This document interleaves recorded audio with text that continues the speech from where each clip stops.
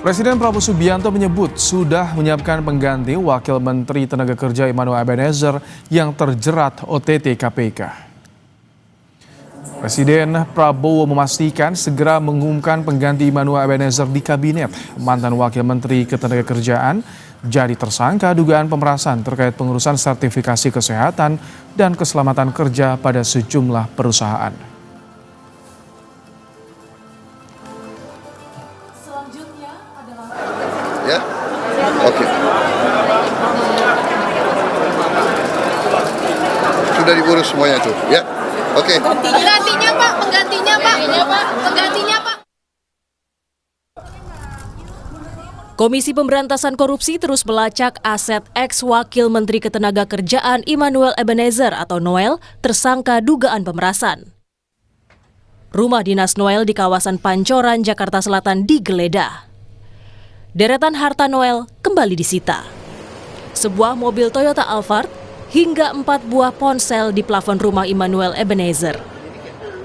KPK akan minta klarifikasi alasan tersangka Immanuel Ebenezer diduga menyembunyikan ponsel di plafon rumahnya. Tim mengamankan sejumlah barang bukti elektronik dan juga aset dalam bentuk kendaraan bermotor roda 4 dan hari ini juga langsung dibawa oleh penyidik ke K4. Ya, penyidik menemukan 4 handphone di plafon rumah yang bersangkutan.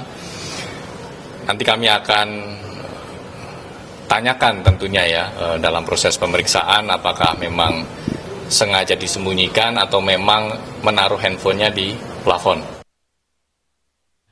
KPK menetapkan Immanuel Ebenezer bersama 10 orang lainnya menjadi tersangka dalam kasus dugaan korupsi pungutan liar sertifikasi keselamatan dan kesehatan kerja atau K3 di Kementerian Ketenagakerjaan. KPK menyebut Immanuel Ebenezer membiarkan praktik pemerasan terjadi bahkan minta jatah. Dari peran IIG itu adalah dia tahu dan membiarkan, bahkan kemudian meminta. Gitu. Jadi artinya itu proses yang dilakukan oleh para tersangka ini bisa dikatakan sepengetahuan itu oleh IG. Noel disebut KPK menerima aliran dana sebesar 3 miliar rupiah pada Desember 2024. Tim Liputan, Kompas TV. Membahas soal pengungkapan kasus korupsi yang menjerat ex-Wamenakar Immanuel Ebenezer, kita sudah bersama dengan mantan penyidik KPK Yudi Purnomo. Selamat malam Mas Yudi. Selamat malam Mas. Baik, Mas Yudi, ini ada 4 HP yang disembunyikan di plafon rumah dinas Noel. Ini informasi seperti apa sebetulnya ingin digali oleh KPK, Mas Yudi? Ya, kita tahu bahwa handphone adalah alat komunikasi masa kini. Disitulah rekam jejak terkait dengan komunikasi, aktivitas, ya. Jangankan seorang Noel gitu ya, kita saja semua kegiatan kita kan saat ini kan tergantung pada handphone yang kita miliki.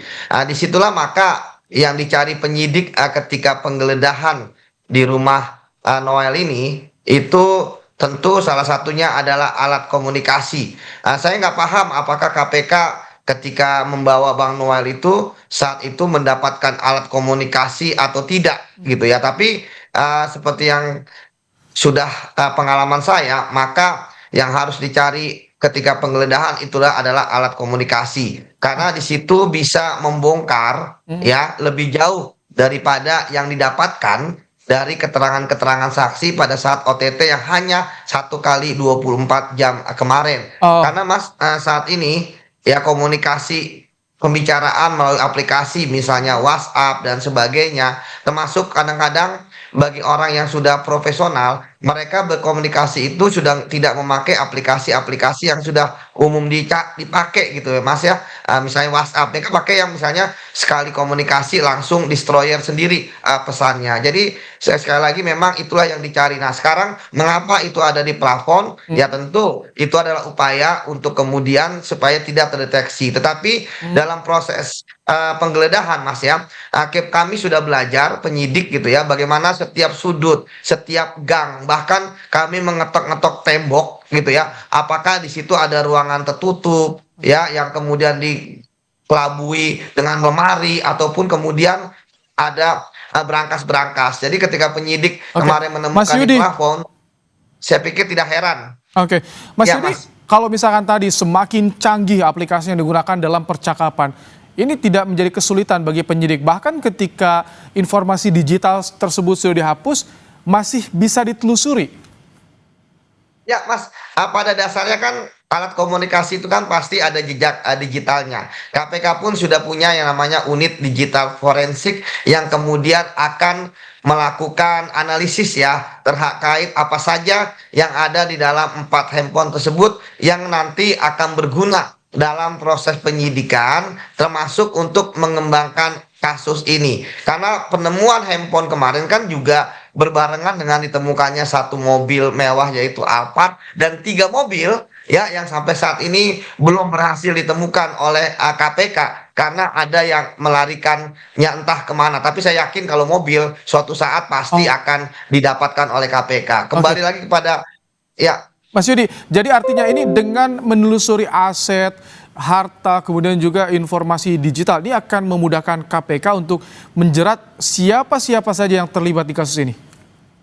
Betul Mas, sebagaimana kita ketahui ya bahwa saat ini kan hanya Wamen Noel ya sebagai pejabat tinggi yang berhasil ditangkap oleh KPK. Ya tentu KPK akan menelusuri kan kemarin kan waktunya 1 kali 24 jam, jadi itu terlalu singkat. Nah sekarang KPK punya waktu yang lama proses penyidikan sampai 4 bulan ya, karena masa penahanan bagi Bang Noel ini kan 4 bulan. Jadi selama 4 bulan ini KPK harus menelusuri dari berbagai macam alat-alat bukti yang dimiliki, termasuk tadi udah mempunyai 4 barang bukti. Saya pikir ini menarik juga ya. Apakah 4 itu punya Bang Noel atau punya yang lain, ajudan dan lain sebagainya. Nah, tapi bagi saya kalau misalnya 4-4-nya punya Bang Noel, tentu ada komunikasi-komunikasi khusus ya. Yang ada pengalaman saya kalau ada seorang pelaku tindak pidana korupsi mempunyai handphone lebih dari 1, ya tentu ada handphone-handphone yang mungkin isinya nggak banyak, tetapi isinya itu adalah penting dan rahasia. Sehingga tadi saya katakan mereka mempunyai 4 handphone, artinya minimal nomornya ada 4. Entah itu nomor Indonesia ataupun nomor asing. Terkadang banyak pejabat yang nomornya nomor luar negeri Mas, untuk menghindari penegak hukum bisa menyadap komunikasi mereka. Begitu Mas. Ini kan Ketua KPK bilang diduga dilakukan sejak tahun 2019. Artinya jika terbukti pejabat di era tersebut juga harus diperiksa dong Mas Yudi ya? Oh, sangat Mas, harus wajib. Karena kita tahu kan kalau bicara tentang tempus yang OTT ini kan tempusnya hanya bicara dengan jabatan Bang Noel kan hanya sampai Desember sampai Agustus dia kena OTT. Artinya hanya sekitar 8 bulan Mas ya. Tetapi sebelumnya dari 2019 itu kan 5 tahun ya kan sampai periodenya berakhir. Artinya tentu KPK kita desak ya untuk kemudian menelusuri ya bukan hanya di periode saat ini tapi periode sebelumnya, karena jangan-jangan ya periode sebelumnya itu lebih banyak uang yang kemudian berhasil didapatkan dari hasil memeras perusahaan dan buruh. Kenapa? Karena pertama berlangsung selama 5 tahun, kemudian yang kedua pada saat itu adalah awal-awal dimulainya sertifikasi K3 ini, artinya kan semua akan berbondong-bondong. Nah, sementara kalau saat ini yang kita tahu jumlahnya 81 miliar, itu bisa jadi ya ini kan hanya tinggal ampas-ampas sisa-sisanya aja gitu kan Mas dari yang sebelumnya. Yang saat ini aja kita bisa lihat bagaimana Bang Noel bisa dapat 3 miliar dan kemudian mobil Ducati. Nah, terkait dengan Alphard dan 3 mobil yang hilang, kita masih belum dapat gambaran apakah itu terkait dengan sertifikasi K3 atau ya bisa jadi penerimaan-penerimaan dari kasus-kasus korupsi yang lain. Oke. Itu sebabnya saya selalu mengatakan Bang Noel adalah kunci, dia adalah bisa menjadi justice kolaborator kalau dia mau, begitu Mas. Mas Yudi, tapi ini KPK bilang ada pembiaran dari Noel. Dia tahu ada pemerasan, tapi justru malah minta jatah. Ini jeratan hukum seperti apa sih yang pantas agar ada efek jerah?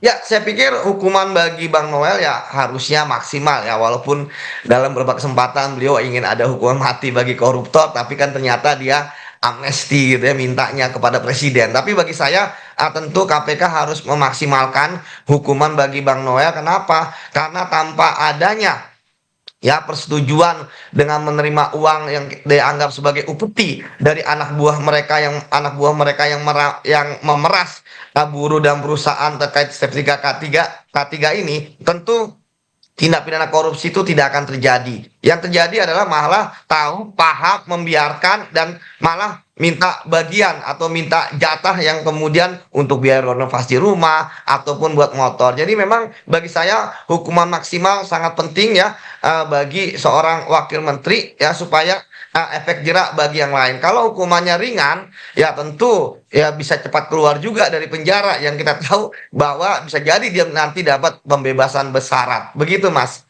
Ini bicara soal RUU perampasan aset kan belum kelar juga nih di DPR, Mas Yudi.